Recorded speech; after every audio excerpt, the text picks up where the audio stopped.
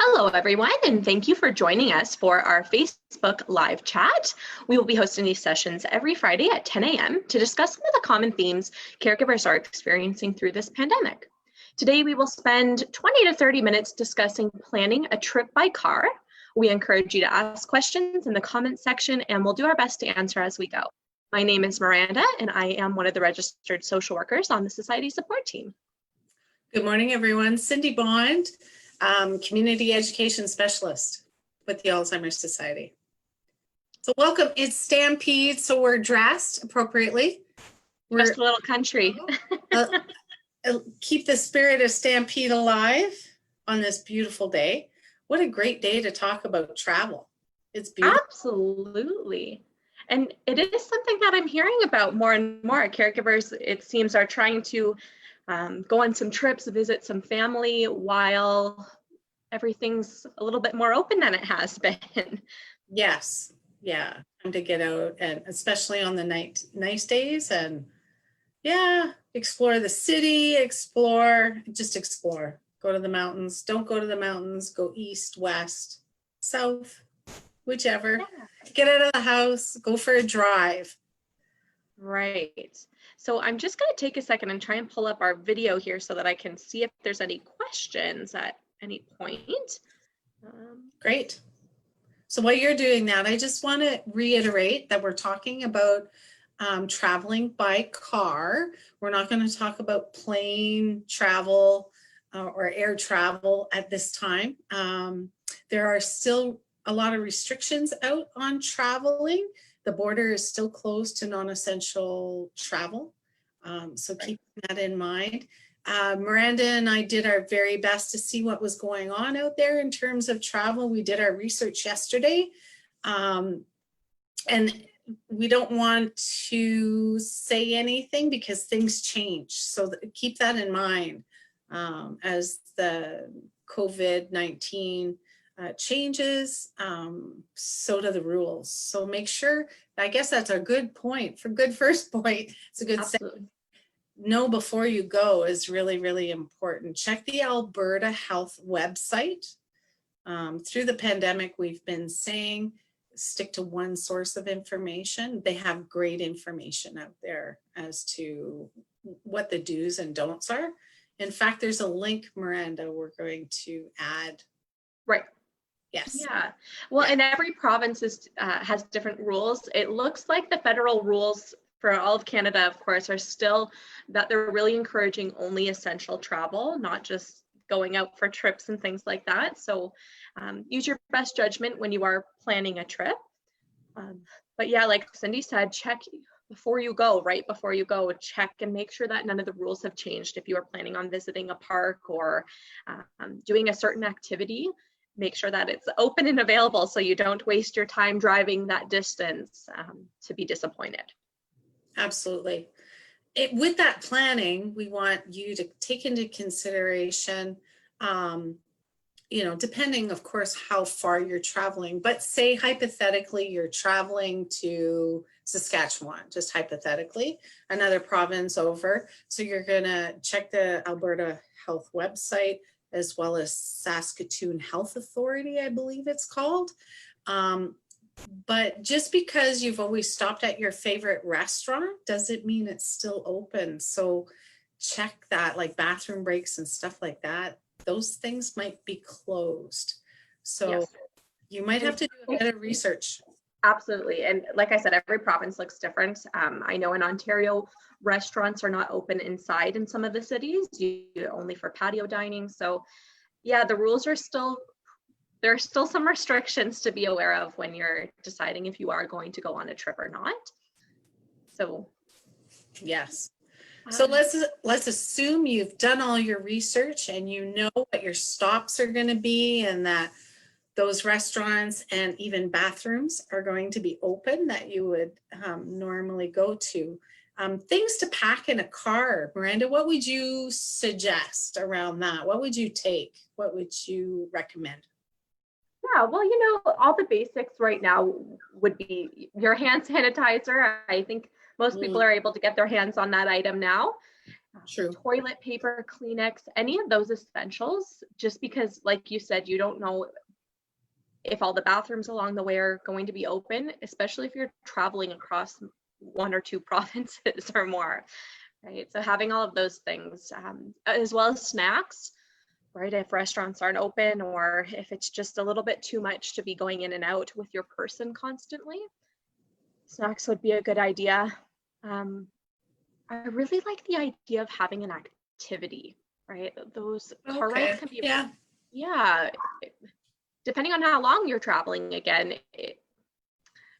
having an activity might be a really good idea. And it could be something like music. You have a few, for whoever still uses CDs, I don't know, I just plug in my auxiliary cable and play some music off my phone. I'm a CD girl. Fair enough. Yes. So having some good music that your person enjoys to help keep them occupied. If they're able to read a book or do a puzzle in the car without getting a headache, I know some people get a little motion sickness when they're doing that. But something just to keep your person occupied during the long ride. Yes. Yeah, that's great. I like that. I really like the music idea because it can be a time for both of you to put something relaxing on and just enjoy the drive. Yeah, I like that. Absolutely. Well, and the other thing would be planning out some conversations, right? And that's going to look different for every family, depending where your person is in their journey. Some people can still speak really well about long-term events, or even a little bit about what's currently, and others are not going to be able to do that as well. So having some topics planned. I know my father recently took my grandfather, who's a person living with dementia, for a longer car ride. And he said that they really just enjoyed looking at the scenery and talking about what they saw out their windows. So find what works for you. Yes, that's great. Great advice. Now, some safety precautions to think about. So not only during your trip, but once you certainly arrive, thinking about using some technology perhaps in case your person wanders off and you lose contact with each other. So something like a GPS, something like that might be helpful, as well as medical alert that identifies the person. And you can engrave anything you want on medical alert now. So you can say memory loss, you can say Alzheimer's, you can say dementia, as well as other comorbidities your person's living with, might be very helpful. Yeah, and Medical Alert is Canada-wide, so it's a really great program. Your person, basically they wear a bracelet that, like Cindy was describing, that might indicate that they have a cognitive decline. And then if someone, maybe a medical professional, a paramedic, sees that person, something doesn't look quite right, they're able to identify them with that bracelet. Alternatively, not alternatively, they also do information sharing with emergency services. So if you were to call emergency services and say, my person is lost, then they would be able to pull up that file through Medical Alert and get some information about your person. Yeah. That being said, always carry, excuse me, a very recent picture of your person.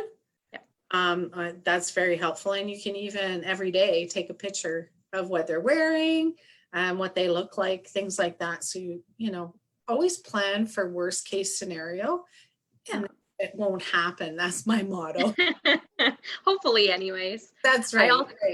I also like the idea of the caregiver wearing some sort of, maybe it's a bracelet or something in their wallet that identifies them as a caregiver. So if, heaven forbid, something were to happen to the caregiver, emergency services would be able to identify, we need to find the person that they're caring for. Yeah. Another popular one I really like Medical Alert because it is registered, but another one is Road ID. And that's a bracelet as well. And, caregiver and their person could get matching ones. It could be like a thing. Oh, this is something new for our trip. We're both going to wear it, something like that. Yeah. But you can also use GPS devices as well, right? I know different phones have them. If your person carries their iPhone, I know there's some sort of tracking program with iOS devices. as well as if you have a membership through maybe Safe Tracks or Phillips Lifeline, there's tons of different ones. There But is. making sure some of them are specific to a province, so make sure that you're able to use them across provinces. For sure. I like the identification card too, and in the person living with dementia's wallet or purse, so that they have another piece of identification. Says living with memory loss, please contact. Yeah. Yeah, the Dementia Network Calgary also has printouts on their website. We call them the person I'm with cards. They look like little business cards, and they say the person I'm with is living with dementia, and it gives a few different examples of what that might look like. So it might say changes in behavior, inappropriate behavior. So if you're traveling and your person's tired, they're agitated, they just want to get where they're going, probably just like you do. That's a really discreet way of telling business owners a little bit about why your person may be acting the way that they are. Yeah, I like that idea. So whether you stop at a grocery store, yeah, it can be very helpful, right? Lets people know what's going on. That being, well, no, I'm not going to segue into that yet. Hang on, I'm going to hold that thought. So we talked about the person's picture, carrying that or having it on your phone, which is very helpful, but also important papers like current medications for both of you can be helpful. Medical insurance information, depending on how far you're traveling and where you're going. Health insurance, definitely.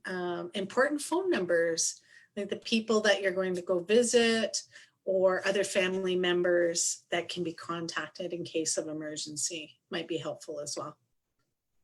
Yep, absolutely.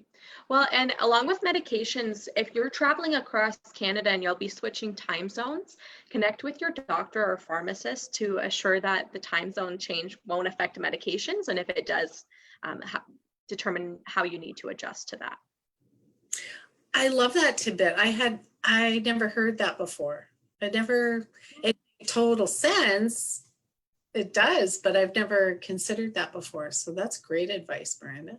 That's awesome. Yeah, it's something to be aware of. So there's a lot that goes into planning travel, and sometimes smaller details like that can be easily missed. For sure, for sure. Another thing, bathrooms. Where are the bathrooms? Like we said earlier, know before you go. But even using family bathrooms can be helpful. So both of you can go in at the same time can be helpful. That way you don't lose contact or the person's within eyesight, right? So you can consider that. I love that, the family bathroom, if possible. Yeah. A lot of gas stations don't offer that. I know some do though, but it just depends. Every province is different.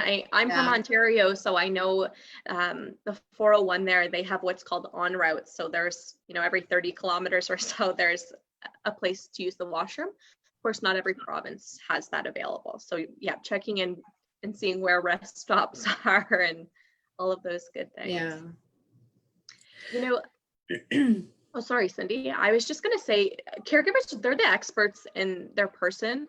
You're going to have a pretty good idea about what a trip might look like. But of course, people living with dementia may surprise you, and trips don't always go as planned. So if you haven't driven in your car for a while or gone on a trip in some time, I would suggest taking a short trip to start with. We live in a great city for that. If you're in Calgary or around Calgary, you can always take maybe just a drive to the mountains and see how your person does before taking on a longer trip, just to get some sense of what any of the challenges might be. Yeah, consider it a test drive. What are the best times of day to travel as well? You might want to consider that for both you and your person.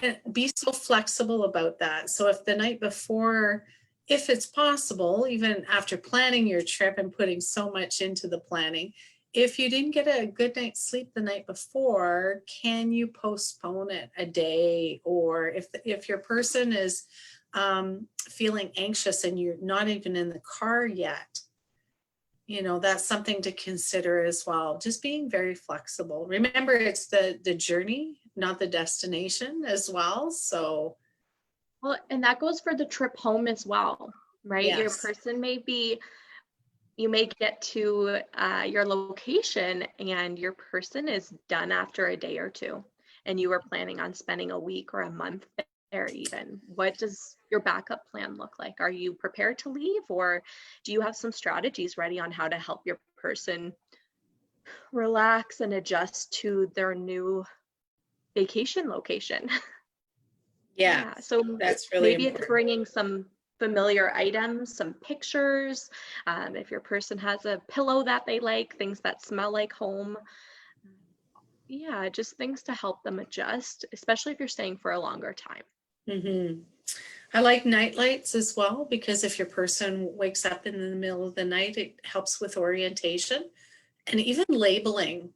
So you could ask, say, for example, this trip is to go see family, and if it is possible, the bedroom is across from the bathroom.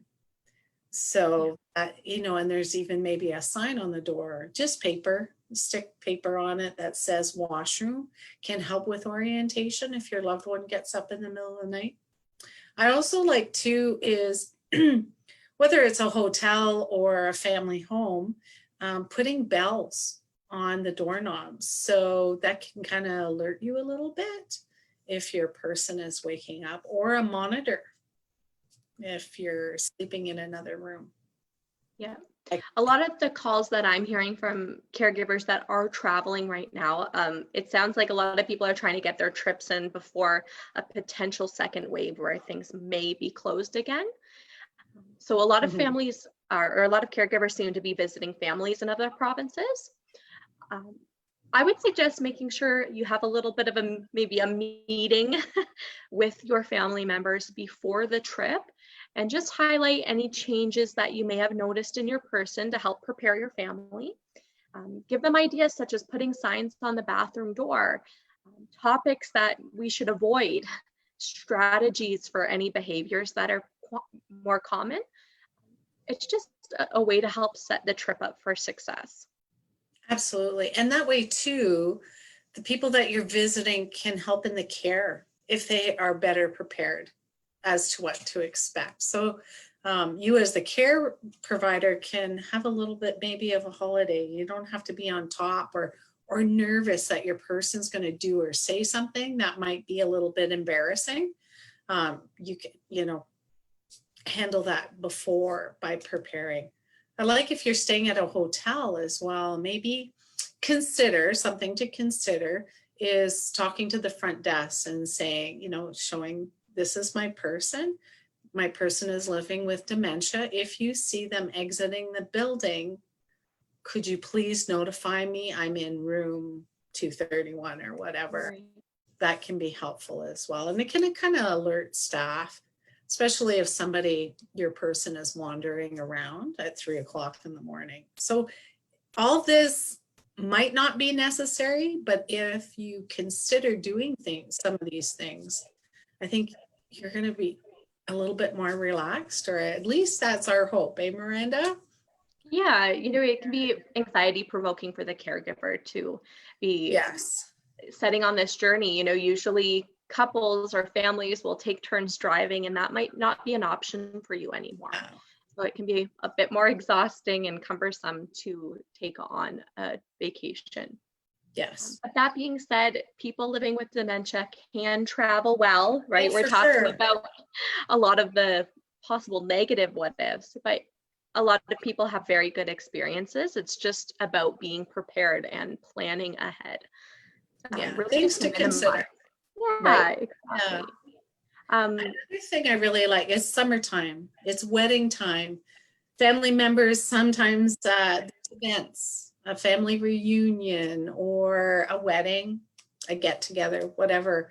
At the other end, your destination, when you get there, it is possible to hire help. So there are private privatized care providers that you potentially could access. I know I had a family in Ontario one time, they had a wedding in Southern Ontario, down where you're from, Miranda.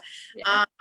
And their family said, you know, oh my goodness, this is our great niece and we want to go and I want my husband to be there. And because the whole family is going to be there, what can we do? And we kind of brainstormed at the other end. I said, well, if you hire somebody, when your person gets tired, they can just take them back to the hotel room. So privatized care can often transport. So that might be an option as well. And actually they were staying in a hotel. So this care provider picked up the husband, drove him to the hotel with the wife, of course. So the wife, you know, gently introduced this care provider, but the care provider just sat outside the door, asked the hotel for a chair because the person didn't know them and was a little bit paranoid, like, who are you watching me sleep? That's fair. So for that situation, that's what they did. And it was wonderful. Like the care provider stayed late and had a great time. And so did the person living with dementia. They got to see everyone and everyone got to see him. And so that's doable as well. Yeah, and well, just to go off of that, if you're not able to arrange or afford to have private care, it may be making sure that there is a quiet area for your person. So when they're ready to retire for the evening, you could, instead of having to leave the event, possibly, you just set them up in a quiet room with, you know, a nice comfortable chair, a movie maybe, or some music, whatever that looks like for them. Mm-hmm. Yeah. A lot of stimulation for a person, whether it's visual or audio, can be exhausting for the person living with dementia. Again, no two people are the same, but it's something to consider. Even sitting in a car watching trees go by can be a little bit taxing for the person. It's always being very mindful, looking for cues and clues and subtleties that might indicate some anxiety or restlessness, and just being prepared for that. Yeah.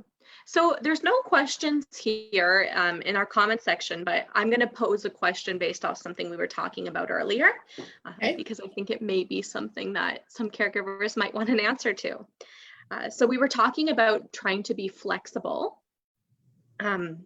If you haven't gotten a good night's sleep or your person wakes up agitated, what would you do, Cindy, if you were bringing your person living with dementia across, you know, a province or two, and in the morning when you were set to leave, they refused to get into the car? Ah, that can happen. Even a pit stop, right? Yeah. Yeah. Get back in the car after a car. Well, I think, oh, that's such an open question. There's so many strategies, but let's talk about communication first. So nobody likes to be being told what to do. So I would consider positive language, like, but speaking to who the person is. So I would say to you, Miranda, because I know you a little bit, how would you like to come with me? And our next stop is Dairy Queen. That potentially, so using positive language, not saying, Miranda, get in the freaking car, even though I might want to say that. Or Miranda, get in the car. I told you we're going to Dairy Queen. Even that. So emotional contagion is very important. Being aware of our own emotions. Also, consider, you know, revisiting it. So maybe they're not ready to get in the car yet. So can you walk around? Could you go through the store one more time? Could you walk around in the parking lot? Asking them, what would you like to do? Not that you will necessarily be able to do what they want to do, but you can speak to that emotional message. So if I said, Miranda, come with me, our next stop is Dairy Queen, and Miranda looks at me and says no, and I might want to say, Miranda, what would you like to do next?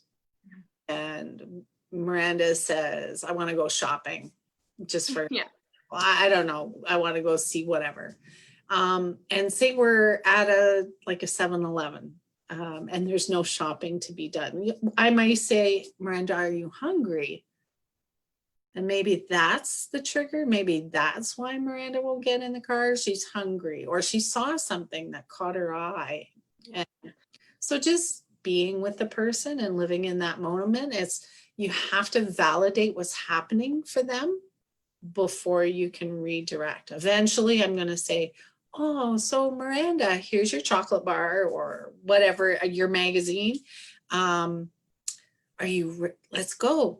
Let's go see your niece, right? Something that speaks to you. I really like the idea of asking questions and just trying to determine what that trigger is, right? Every behavior has a meaning. So hopefully if we can identify what's going on for that person, what they need, what their unmet need is, what they are feeling, we'll hopefully be able to address that in, like you said, a positive way, and hopefully be able to get on the road. I've got a question for you. So what would you do if you're driving and you look over and your person's taking off their seatbelt? Yeah. Some strategies around that. What would you suggest? Well, I think it starts when you're first getting ready in the car, right? Making sure that the seatbelt's on and that it's not too tight. You know, sometimes the seatbelt can get stuck when you jolt forward. So making sure there's nothing going on for your person there. If you can safely pull over, if that has happened. But yeah, setting up for success in that way, making sure it's, on nice, it's not hitting your collarbone where it's going to be uncomfortable. Maybe if you have a seatbelt cover, you can put it there so that your person's more comfortable, or even put it down where the clip is so that it's not as obvious that that button can be pressed. The other thing is locks on doors, right? If your person gets their seatbelt off, you certainly don't want them opening the door. So engaging any child safety locks. Some cars won't allow you to open the door while the car's in motion, thankfully. But those are things to consider, right? Right.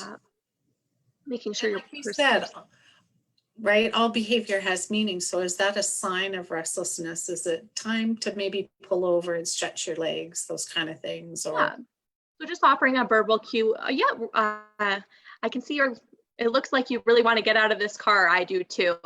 We're going to be stopping in a few minutes, and then we can take off our seatbelts and stretch our legs. Right? So a positive reinforcement there. I really like too that taking a towel or something and putting it so it doesn't chafe around the seatbelt. And actually what caregivers, something to consider is taking a hand towel, sewing it. So sewing it like this kind of thing, and kind of putting the lock inside. So it's kind of out of sight, out of mind. Yeah, that's a great idea. Yeah. And having things, like we said, to keep your person busy and engaged. Hopefully if their hands are busy doing something, messing around with the seatbelts not going to be as big of a draw, right? So maybe it's a fidget muff where there's little things to play with, or a fidget toy. There's tons of them out there. A book, maybe they're holding the map for you and giving you instructions on where to go. Anything to keep them busy. Yeah, saying, okay, we got to watch for goats, or there's rams or whatever, bears in the area. So let's watch. Yeah, can you help me look and make sure that there's no deers crossing the road? Lots of bears in Banff right now too, crossing roads. So there's lots of different ways. Great ideas. That's great, Miranda. Thank you. Yeah, so it looks like we're out of time here. We're at no questions. No questions today. Busy and out today. Hopefully stampeding in their own little way. Yes. Enjoying the day. Well, happy Friday, everyone. I want to thank you for joining us. Next week's topic is family dynamics. Dun, dun, dun, dun. So, and I do that affectionately. It's a heavy topic. We only have half an hour, but please join us. Guaranteed to be interesting. So if you need us, please call to speak to a social worker one-to-one at 403-290-0110, or send an email to info@alzheimercalgary.ca, or live chat with our Lindsay, one of our registered social workers. She's ready to take your call. And you can access her on our website, which is www.alzheimercalgary.ca. If you like our video, please like and share it. And I guess we'll see you next week. Have a great week, everyone. Yes. Take care, everyone. Be safe out there. Enjoy the outdoors. Bye-bye. Bye-bye.